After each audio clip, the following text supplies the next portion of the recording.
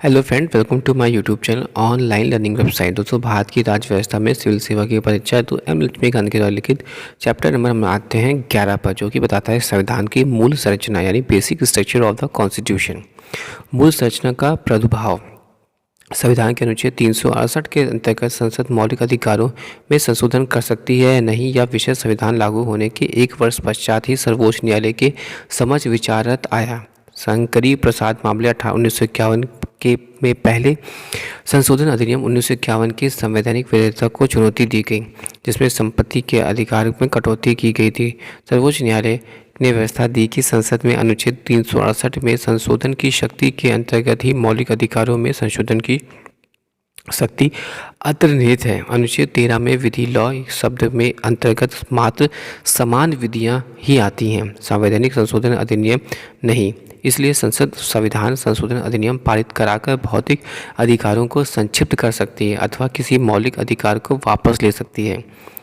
लेकिन गोलकानंद मामले 1967 में सर्वोच्च न्यायालय ने अपनी पहली वाली स्थिति बदल ली। इस मामले में 17वें संशोधन अधिनियम 1964 की संवैधानिक वैधता को चुनौती दी गई, जिसमें नवीं अनुसूची में राज्य द्वारा की जाने वाली कुछ कार्रवाइयों को जोड़ दिया गया था।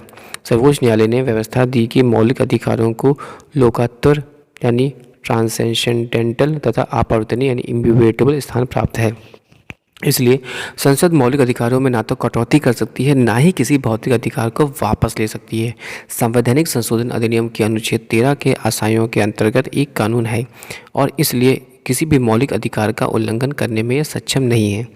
गोलकानंद मामले 1967 में सर्वोच्च न्यायालय की व्यवस्था की प्रतिक्रिया के संसद ने 24वें संशोधन अधिनियम 1971 अधिनियमित किया। इस अधिनियम में अनुच्छेद 13 तथा 368 के संशोधन कर दिया और घोषित किया कि अनुच्छेद 368 के अंतर्गत संसद को मौलिक अधिकारों की सीमित करने अथवा किसी मौलिक अधिकार को वापस लेने की शक्ति है, और ऐसा अधिनियम अनुच्छेद 13 के आश्चर्यों के अंतर्गत एक कानून नहीं बना सकता। हालांकि केशवानंद भारती मामले में 1973 में सर्वोच्च न्यायालय ने गोलकानंद मामले में अपने निर्णय की प्रतिष्ठित यानी ओवर रूल कर दिया। इसने 24वें संशोधन अधिनियम 1971 की वैधता को बहाल रखा और व्यवस्था दी कि संसद मौलिक अधिकारों को सीमित कर सकती है अथवा किसी अधिकार को वापस ले सकती है। साथ ही सर्वोच्च न्यायालय ने एक नया सिद्धांत दिया कि संविधान की मूल संरचना यानी बेसिक स्ट्रक्चर का। इसने व्यवस्था दी कि अनुच्छेद 368 के अंतर्गत संसद के संवैधानिक अधिकार उसे संविधान की मूल संरचना को ही बदलने की शक्ति नहीं देते। इसका अर्थ यह हुआ कि संसद मौलिक अधिकारों को सीमित नहीं कर सकती अथवा वैसे मौलिक अधिकारों को वापस नहीं ले सकती जो संविधान की मूल संरचना से जुड़े हैं। संविधान के मूलभूत ढांचे के सिद्धांत को सर्वोच्च न्यायालय द्वारा इंदिरा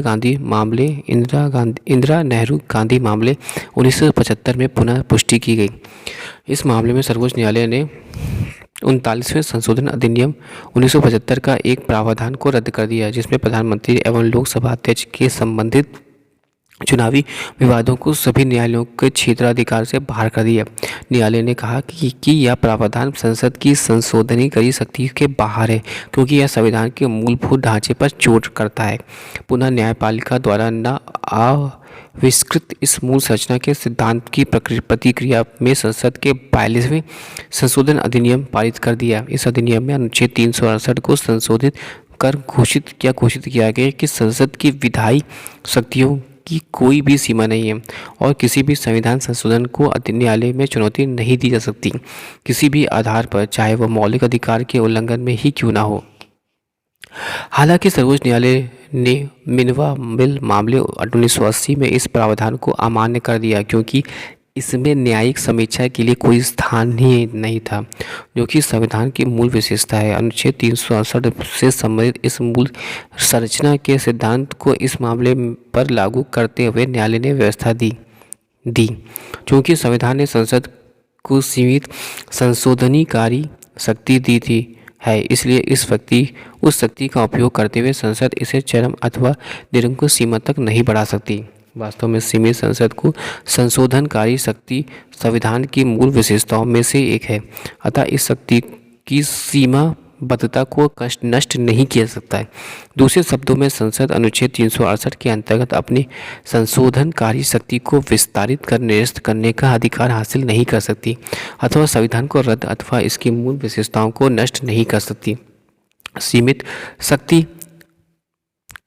का आदादाता उसे शक्ति का उपयोग करते हुए सीमित आदादाता मतलब उपभोगकर्ता उस शक्ति का उपयोग करते हुए सीमित शक्ति को असीमित शक्ति में नहीं बदल सकता। पुनः वामन राव मामले 1981 में सर्वोच्च न्यायालय ने मूल संरचना के सिद्धांत को मानते हुए स्पष्ट किया या कि 24 अप्रैल 1973 अर्थात केशवानंद भारती मामले में फैसले के दिन बाद अधिनियम संशोधन पर लागू होगा। मूल संरचना के तत्व। वर्तमान स्थिति यह है कि संसद अनुच्छेद 368 के अधीन संविधान के किसी भी भाग मौलिक अधिकारों सहित में संशोधन कर सकती है बशर्ते इससे संविधान का मूल संरचना प्रभावित न हो। तथापि सर्वोच्च न्यायालय द्वारा यह भी परिभाषित अथवा स्पष्ट किया जाना है कि मूल संरचना के घटक कौन कौन से हैं।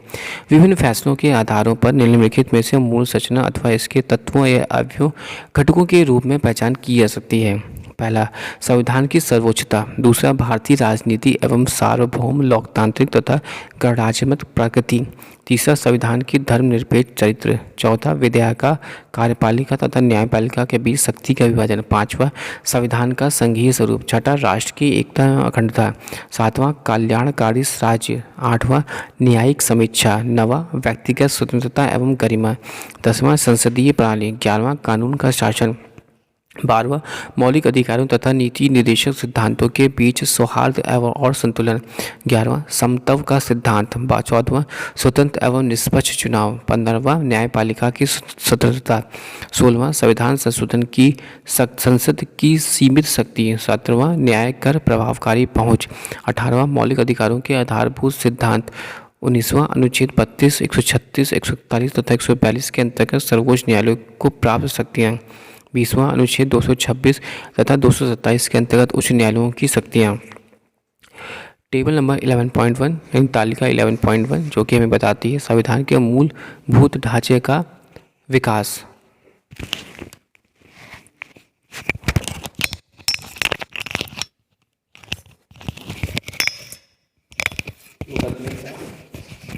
मुकदमे का नाम, वर्ष और मूलभूत ढांचे के तत्व सर्वोच्च न्यायालय द्वारा घोषित। पहला, केशवानंद भारती मामला 1973 मौलिक अधिकार का मामला के नाम पर विख्यात। मूलभूत ढांचे के तत्व में पहला, संविधान की सर्वोच्चता। दूसरा, विधायिका कार्यपालिका एवं न्यायपालिका के बीच शक्ति का बंटवारा। तीसरा, गणराज्यात्मक एवं लोकतांत्रिक स्वरूप वाली सरकार। चौथा, संविधान की धर्मनिरपेक्ष चरित्र। पांचवा, संविधान का संघीय चरित्र। छठा, भारत की संप्रभुता एवं एकता। सातवां, व्यक्ति की स्वतंत्रता एवं गरिमा। आठवां, एक कल्याणकारी राज्य की स्थापना का जनादेश। और नवा, संसदीय प्रणाली। दूसरा, इंदिरा नेहरू गांधी मामला 1975 चुनावी मामला के नाम से विख्यात। पहला, भारत एक संप्रभु लोकतांत्रिक गणराज्य है। दूसरा, व्यक्ति का जो कि मूलभूत ढांचे का तत्व है, व्यक्ति का परिस्थिति एवं अवसर की समानता। तीसरा, धर्मनिरपेक्षता और आस्था एवं धर्म की स्वतंत्रता। चौथा, कानून की सरकार, लोगों का सरकार नहीं। पांचवा, न्यायिक समीक्षा। छठा, स्वतंत्र एवं निष्पक्ष चुनाव जो लोकतांत्रिक के अंतर्निहित है। तीसरा, मिनर्वा मिल्स मामला 1980 पहला, संसद की संविधान संशोधन की सीमित शक्ति। दूसरा, न्यायिक समीक्षा। तीसरा, मौलिक अधिकारों एवं नीति निर्देशक सिद्धांतों के बीच सौहार्द एवं संतुलन। चौथा, सेंट्रल कोल्ड फील्ड लिमिटेड मामला 1980 न्याय तक प्रभावी पहुंच।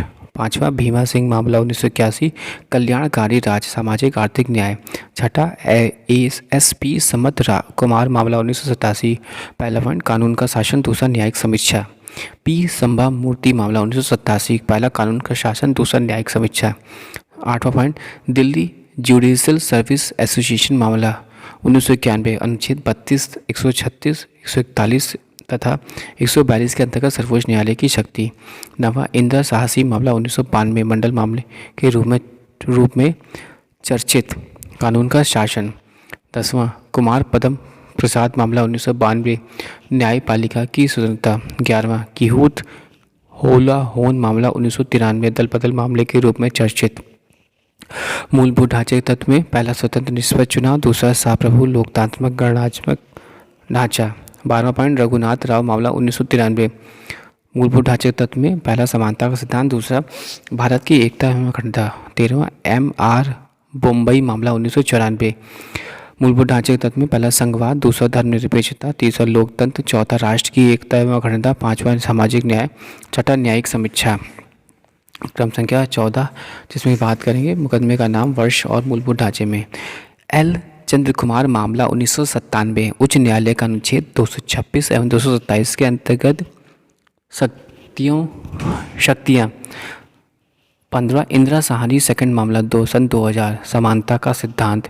और ऑल इंडिया जजेस एसोसिएशन मामला 2002 स्वतंत्र न्यायिक प्रणालियाँ। कुलदीप नायर मामला 2006 पहला लोकतंत्र, दूसरा स्वतंत्र एवं निष्पक्ष चुनाव। M नागाराज मामला 2006 समानता का सिद्धांत।